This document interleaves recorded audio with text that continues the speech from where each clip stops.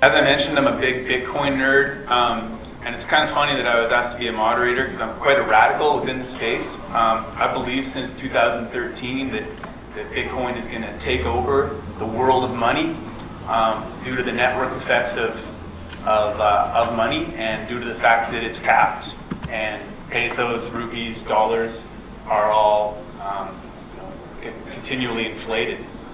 So my first question is about the Bitcoin blockchain and what can prevent it from taking over the world. Let's just go from right to left.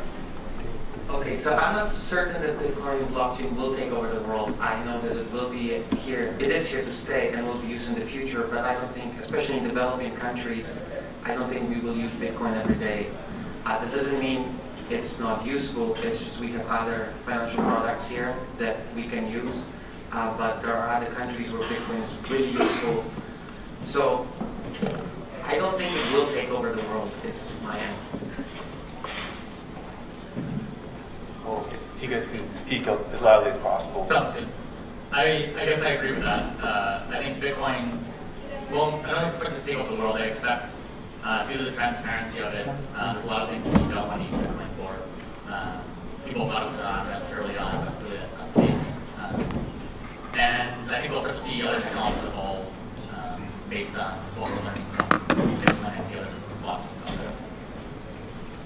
Yeah, I love Bitcoin for what it did for proof of concept, and I think if we make the correlation between Bitcoin and the internet, I think Bitcoin is to what the blockchain space is relative to what email did for the internet for adoption. So what we really appreciate about Bitcoin is what it's done to change the world and create the effect that it has, use case adoption, but we also look at this and say we're early on in this broad evolution of how the world's changing. So I think that Bitcoin's great. It's a very solid first use case. The global financial markets are now looking at it. But we look at that as there's going to be many more. The evolution is certain. So I don't think that's going to be the end-all be-all, but it's sure doing some incredible things right now. Yeah, my take is probably more ambitious, but I think it could. I mean, time will tell. But I think initially, certainly right now we're in the early adoption phase. One question I get always asked is, could essentially blockchain, Bitcoin, whatever cryptocurrency that comes out, overtake essentially the banking system? Potentially essentially disrupt what the banking systems are doing. But I think it could coexist with it. I don't think it would ever personally take over the traditional banking system. But I think there's ways for it to help evolve the traditional banking system, to help it adopt some of the technologies and some of the learnings and the value of what blockchain can do in the traditional financial banking background. So, I think the intent of Bitcoin is to make sure that the world doesn't get taken over. So the way I see it is that the evolution of Bitcoin is unstoppable, and we're getting to a point where we feel that the reason why it was built, just to put things in perspective, anyone's laptop here can outperform Bitcoin if we trust it. So Bitcoin consumes over 13 million US per day to run today, and any one of you, even your cell phone, your smartphone, can outperform Bitcoin if we trust it. So the entire intent here is like a screaming voice out of Homo sapiens saying, we don't want to trust any one of you. We want the machine to operate without the trust of a single person or a single entity. And that's the intent of Bitcoin. Ethereum has been mentioned as sort of the second most promising blockchain. It's touted to do smart contracts. Yet recently, about 3 months ago, there was a bug discovered in quite a simple smart contract to do multi-signature wallets. It was fixed, but the fix introduced a new bug, and recently $300 million was locked up or killed. Ethereum's a lot more complex than Bitcoin. What challenges does it face to gain trust so that people can write smart contracts and buy into those smart contracts? Okay, so once again, Ethereum and every other cryptocurrency is experimental technology, so bugs are to be expected. Yes, there's real money at stake now. The first real bug in Ethereum was the DAO bug. Well, it wasn't really Ethereum bug. It was a bug in a smart contract that cost people some money. But some people who had a lot of power in Ethereum, they were able to rewind the blockchain and recover that. So, in my opinion, Ethereum is going to have bugs for years to come, and that's just a part of this new and exciting technology. The real money that's on the line right now people should think twice about putting money into unproven smart contracts. Currently, the only application I am aware of in Ethereum, and it's their killer app, is the ICO smart contract, which allows people to create other tokens on top. So I just think that bugs are here to stay, and it'll be many years before we work them out. I don't think the problem is in the smart contract. Ethereum is designed to be Turing complete. And it's kind of like the English language. If you were to write a contract in English language and you make a mistake in the contract, it doesn't necessarily mean that the English language is wrong. And you don't necessarily change the English language and the alphabet if there's a problem in a contract, and that's what happened about a year and a half ago. And everybody realized that, and chances are we will not see forks anymore because people are maturing that kind of fork.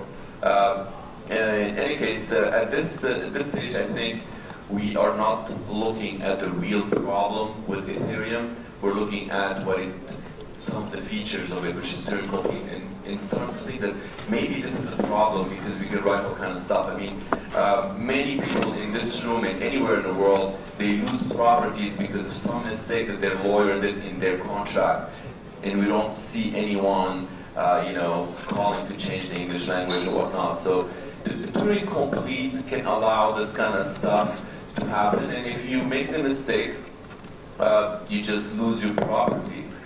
Tough thing, that's life, that's how it goes, okay? It's like you make a mistake on the highway, you die. Sorry, it's not it's the problem, it's not a car problem, it's the driver. What I'm trying to get to here is that the real problem of Ethereum is not being addressed. It's the scalability is one, the cost per transaction is another. Nobody talks about the cost anymore. Everybody's talking about, like the smart contract, you can write things and kill yourself and whatnot. That's not the problem. The problem is scalability and efficiency. The cost per Ethereum transaction is over $10 today. If you were to build a smart contract that does all kind of fancy stuff, and users, they like it, they start clicking on it, every time they click, it's costing over $10 to humanity, okay? Now, if you're a user, you don't see that because there's a lot of incoming money into the system. As long as there's more than 4.8 million US per day coming into Ethereum, you will not see it. But that cost is not escapable, okay? So if you're running a business, you're running a lot of transactions, that's gonna get you somehow. So the efficiency is not there.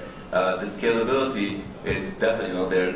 Not a single application that I've seen in Ethereum. I mean, we have about 24 startups in our portfolio. I've seen probably 200. Not a single one of them cannot not crash Ethereum, like on its own. Any single application can crash the entire Ethereum. So it's a big problem, and we need to keep looking at the problem and trying to solve it at its core. And again, I don't think the Lightning Network, like layer 2 technology, can solve it. In Bitcoin it's layer 2, but in Bitcoin it's Lightning Network, but in Ethereum it's called State Channel and Casper and whatnot.